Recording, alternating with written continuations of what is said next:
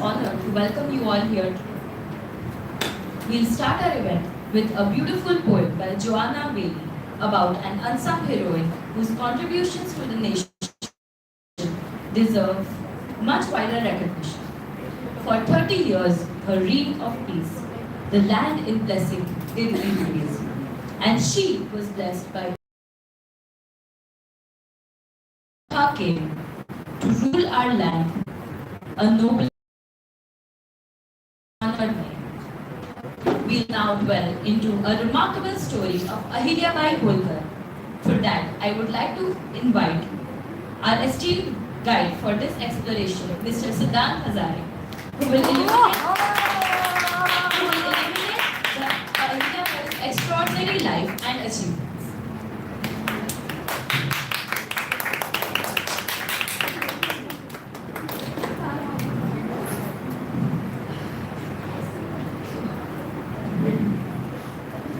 Good morning to one and all. I am your guide today and we will be going on a journey across India.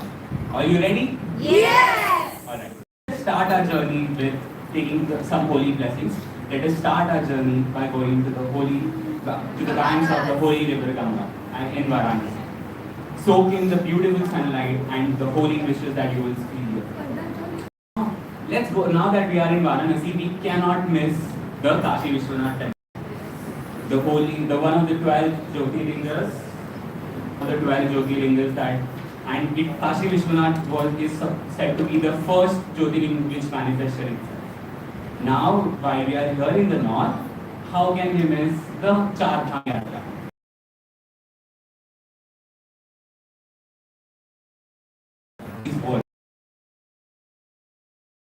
To west, I know it might be tiring to come there, but follow in, come on. Now let's go to another Jyotirling, which is the Somnath Mandir. And now you might look at this picture and say, okay, why are you scamming us? This is not the Somnath Mandir that we have seen, and I'm not scamming you.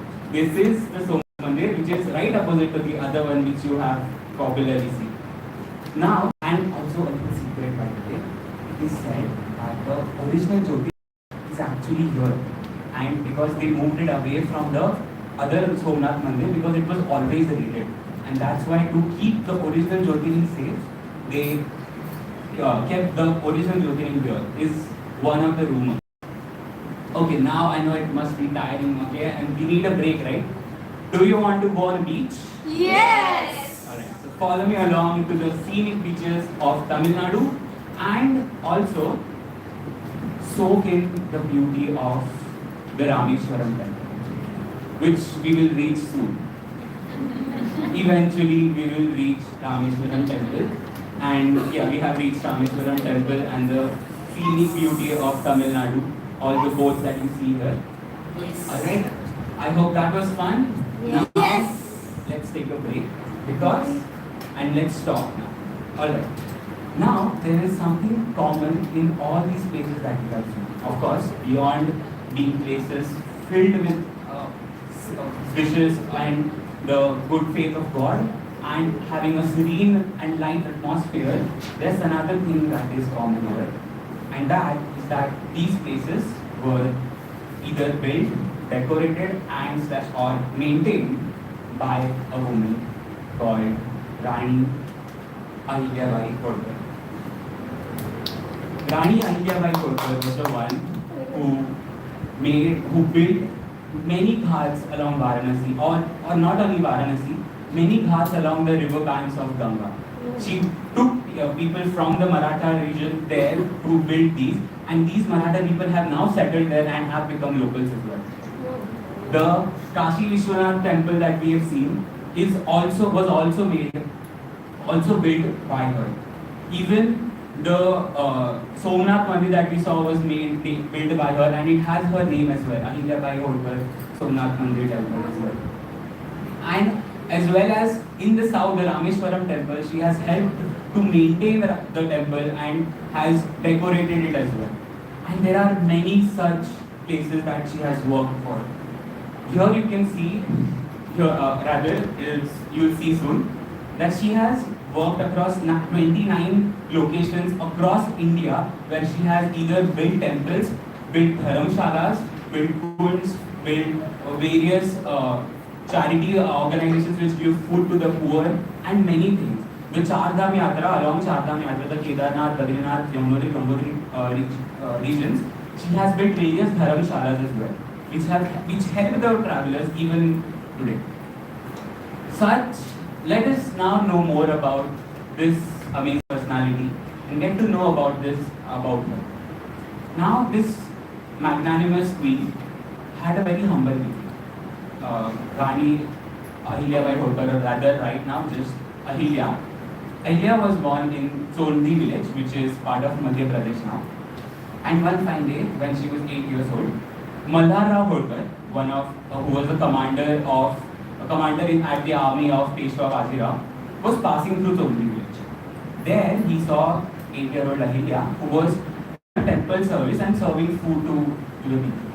There he interacted with her and he was very inspired and amazed by her personality, and so much so that he asked Ahilya's father for her hand in marriage for his son, who was Khanderao, who was 13 years old. And soon, in 1733, Ahilya and Khanderao got married, and Ahilya became Ahilya Holkar. She became a part of the Holkar family. Now her new family always supported her. She was a very intelligent person, and Malharrao Holkar, her father-in-law, and her mother-in-law Gautamibai saw this, that she had the capacity, and they trained her for it. Gautamibai is gave her a lot of training in politics, administration, and the general working of a kingdom. And she was a very capable learner.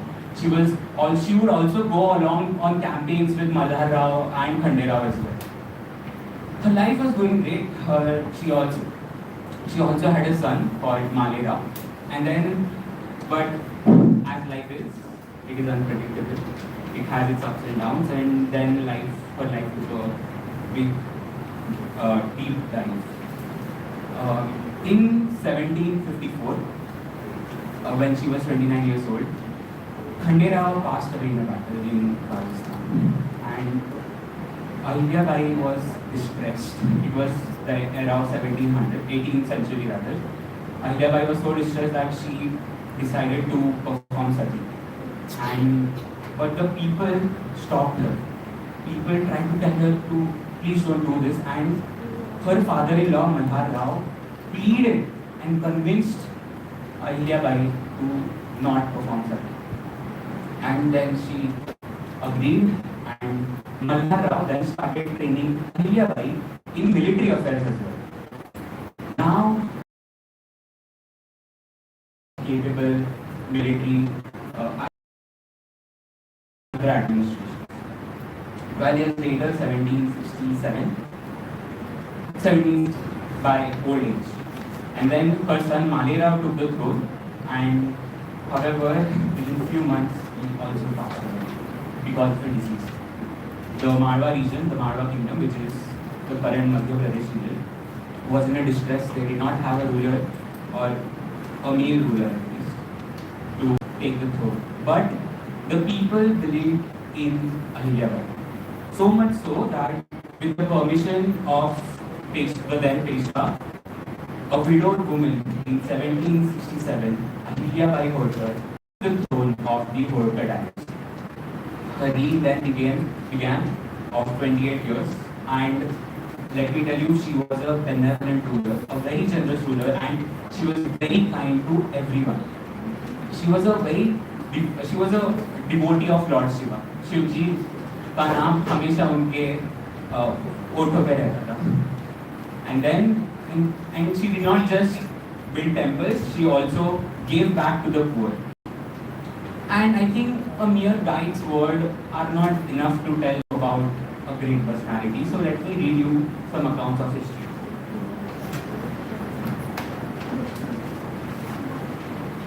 Jawaharlal Nehru said, "The reign of Ahilyabai of Indore in central India lasted for 30 years. This has become almost legendary as a period during which perfect order and good government prevailed and the people prospered. She was a very able ruler and organizer. Highly respected during her lifetime and considered as a saint by grateful people after her death. John Malcolm, a British officer who was responsible for settling the central India, said about her, Ahilyabai's extraordinary ability won her the regard of her subjects and of the other Maratha confederates, including Nana Patnams. With the natives of Marwa, her name is sainted and she has styled an avatar or incarnation of the divinity. In the soberest view that can be taken of her character, she certainly appears within her limited sphere to have been one of the purest and most exemplary rulers that have ever existed. Arvind Zavadekar, a historian who wrote his biography, says, it reveals beyond doubt that all ideal virtues described by Plato and Bhattacharya were present in her personalities like Dilip, Janak, Sri Ram, Sri Krishna and Yudhishthira. After thorough scrutiny of the long history of the world, we find only one personality of Lokmat Devi Ahilya that represents an absolutely ideal ruler. This was the story so far, and your guide takes a page from now. We on until next time.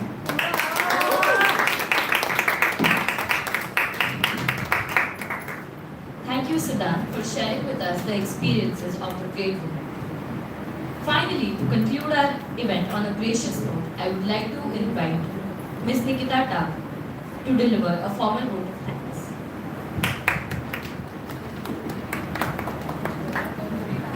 Good morning, everyone. Good morning. I, Nikita Tak, would like to express a formal vote of thanks on behalf of Bombay Teachers Training, on behalf of Women Development Cell of Bombay Teachers Training College, a constituent college of HSNC University, Mumbai. I would like to thank our principal, Dr. Bhagwan Balani, for providing us with the resources, Professor Dr. Mandeep Kaur Kocher for always supporting us. I express my heartfelt gratitude to our mentors, Dr. Neelu Varma and Dr. Raju Talareja, for providing us with the opportunity and always guiding us in the best possible way. I also express my gratitude to the non-teaching staff who have helped behind the scenes to make this program possible. I would like to thank all the participants and the members of Women Development Cell for the contribution in today's event, with a special mention to Mr. Siddhant Hazare for his exceptional storytelling, which kept us glued to him while he was enlightening us with the remarkable life of Ahilyabai Holkar. Lastly, I would like to thank our energetic, phenomenal audience for being here. Thank you. I request everybody to rise for the national anthem. No?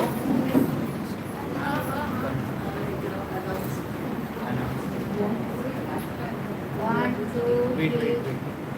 Should we?